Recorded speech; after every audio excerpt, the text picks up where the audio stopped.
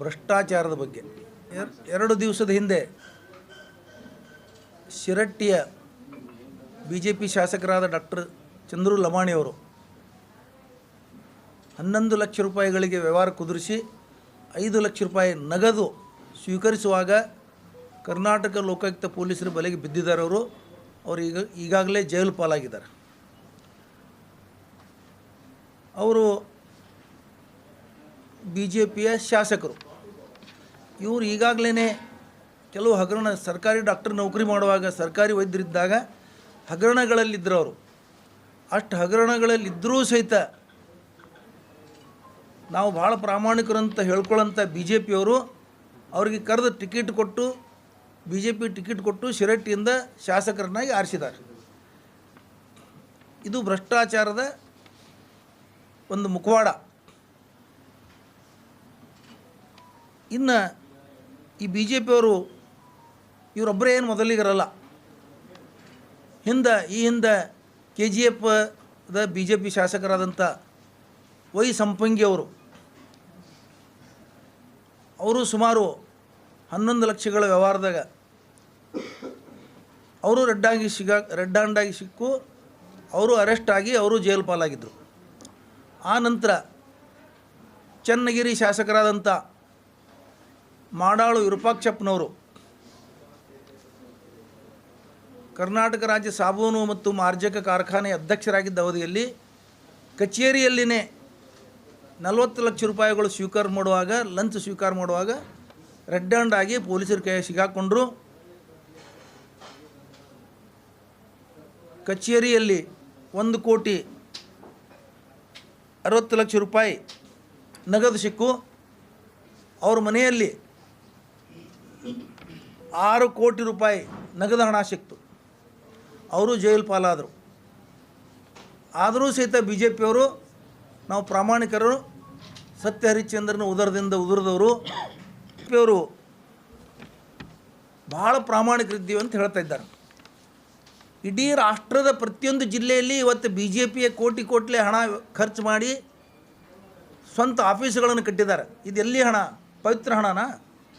ಇದು ಭ್ರಷ್ಟಾಚಾರದ ಹಣನೇ. ಭ್ರಷ್ಟಾಚಾರವನ್ನು ಮುಚ್ಚಾಕಲಿಕ್ಕೆ ಕಾಂಗ್ರೆಸ್ ಸರ್ಕಾರ ತಂದಂಥ, ಹಿಂದಿನ UPA ಸರ್ಕಾರ ತಂದಂಥ ಮಾಹಿತಿ ಹಕ್ಕು ಕಾಯ್ದೆ ದುರ್ಬಲಗೊಳಿಸ್ತಾ ಇದ್ದಾರೆ ದಿನನಿತ್ಯ. ಅದಕ್ಕೆ ಇಡೀ ಭಾರತ ಸರ್ಕಾರದ ಯಾರೂ ಮಾತಾಡಬೇಡ್ರಿ. ಇಡೀ ಭಾರತ ಸರ್ಕಾರದ ಎಲೆಕ್ಟ್ರೋಲ್ ಬಾಂಡ್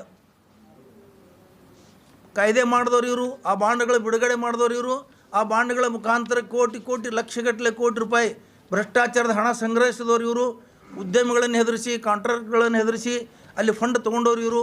ಇದೆಲ್ಲ ಸುಪ್ರೀಂ ಕೋರ್ಟ್ದ ಆದೇಶ ಪ್ರಕಾರ ಇಡೀ ದೇಶದ ಜಗಜ್ಜಾರಾಗಿದೆ. ಇವರು ಭ್ರಷ್ಟಾಚಾರದ ಮುಖವಾಡ ಬಯಲಾಗಿದೆ. ಎಲ್ಲಿಂದ ಬರ್ತಿದೆಲ್ಲ?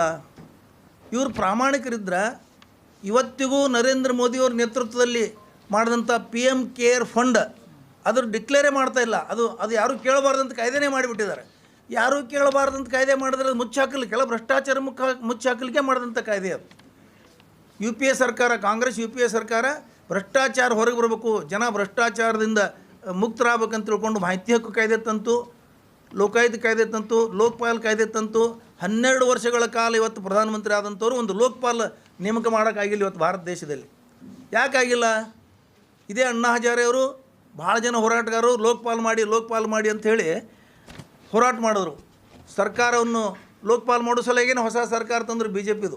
ಆದರೆ ಇವತ್ತಿಗೂ ಲೋಕಪಾಲ್ ಮಾಡಿಲ್ಲ. ಎಂಥ ಅನ್ಯಾಯ! ಇದು ಯಾರೂ ಪ್ರಶ್ನೆ ಮಾಡೋಕ್ಕೆ ತಯಾರಿಲ್ಲ.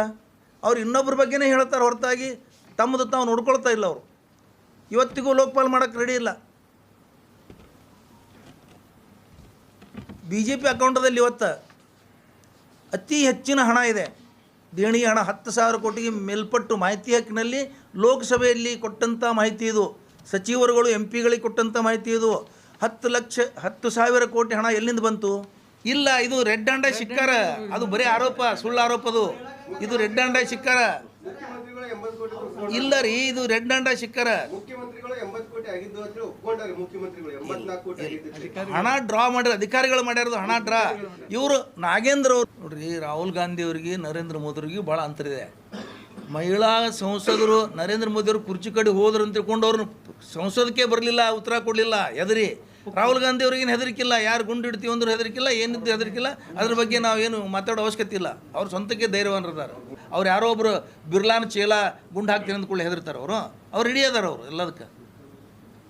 ಒಬ್ಬ ಪಿ ಎಮ್ ಸಂಸದೊಳಗೆ ಎದುರಿಸಲಿಕ್ಕೆ ಆಗಲಾರ್ದೆ ಆ ಹೆಣ್ಮಕ್ಳ ಹೆಸರು ಹೇಳಿ ಓಂ ಬಿರ್ಲಾ ಆದೇಶ ಮಾಡ್ತಾರೆ, ಬರಬೇಡ ನಾನೇ ಹೇಳಿನಿ ಅಂತ ಹೇಳ್ತಾರೆ. ಎಂಥ ಸರ್ಕಾರ ಇಟ್ಕೊಂಡು ಇಷ್ಟೆಲ್ಲ ಇಟ್ಕೊಂಡು ಒಬ್ಬ ಪ್ರಧಾನಮಂತ್ರಿ ರಾಜೀನಾಮೆ ಕೊಟ್ಟು ಹೋಗ್ಬೇಕಾಗಿತ್ತು ಇಷ್ಟೊತ್ತಲೇ, ಮಾನ ಮರ್ಯಾದಿದ್ರೆ. ಸಂಸದಕ್ಕೆ ಬರೋಕ್ಕಾಗಲ್ಲ ಅಂಥೇಳಿ ಸಂರಕ್ಷಣೆ ಇಲ್ಲ, ಪ್ರಧಾನಮಂತ್ರಿಗೆ ಸಂರಕ್ಷಣೆ ಇಲ್ಲ ಅಂದರೆ ಈ ದೇಶದ ಜನತೆಗೆ ಹೆಂಗೆ ಸಂರಕ್ಷಣೆ ಇರ್ತದೆ ಹೇಳಿ? ನಾವು ಹುಚ್ಚರಿಗೆ ಅದು ಉತ್ತರ ಕೊಡಲ್ಲ ಸರ್, ಅಂಥವಕ್ಕೆಲ್ಲ ಪ್ರತಿಕ್ರಿಯೆ ಕೊಡಲ್ಲ. ಅವೆಲ್ಲ ಹುಚ್ಚರಿಗೆ ಮಾತಾಡ್ತಾರಲ್ಲ ಅವ್ರಿಗೆ ಪ್ರತಿಕ್ರಿಯೆ ಕೊಡಲ್ಲ ನಾವು. ಬಾಗಲಕೋಟದ ವಿಷಯ ನಾವು ಇನ್ನೂ ವಿಷಯ ಗ್ರಹಣ ಮಾಡ್ತಾ ಇದ್ದೀವಿ. ವಿಷಯ ಗ್ರಹಣ ಮಾಡಿ ನಿಮ್ಮ ಎದುರಿಗೆ ಅದೆಲ್ಲ ಹೇಳ್ತೀವಿ. ಅಲ್ಲಲ್ಲಲ್ರಿ, ಅಲ್ಲಿ ಅದಾರ ನಾಯಕರು ಅದಾರ, ಸರ್ಕಾರ ಇದೆ ನೋಡ್ರಿ. ಅಲ್ಲೆಲ್ಲ ನೋಡ್ರಿ, ಆ ಮುತಾಲಿಕ್ ಅವ್ರಿಗೆ, ಬಸನಗೌಡ ಪಾಟೀಲ್ ಯತ್ನಾಳ್ ಅವ್ರಿಗೆ ನಾವೆಲ್ಲ ಉತ್ತರ ಕೊಡೋಂಗಿಲ್ಲ. ಯಾಕಂದ್ರೆ ಅವು 30 ವರ್ಷ ಹಿಡಿದು ನೋಡ್ತಾ ಇದ್ದೀವಿ ಅಲ್ಲ. ಇವರು ಆ ಭಾಷೆ ಬಿಟ್ಟು ಮತ್ತೊಂದು ಒಳ್ಳೆಯ ಭಾಷೆ, ದೇಶದ ಒಳ್ಳೆಯ ಸಂಸ್ಕೃತಿ ಭಾಷೆ, ದೇಶ ಕಟ್ಟು ವಿಚಾರಗಳು, ದೇಶದ ಅಭಿವೃದ್ಧಿ ವಿಚಾರಗಳು ಅವ್ರಿಗೆ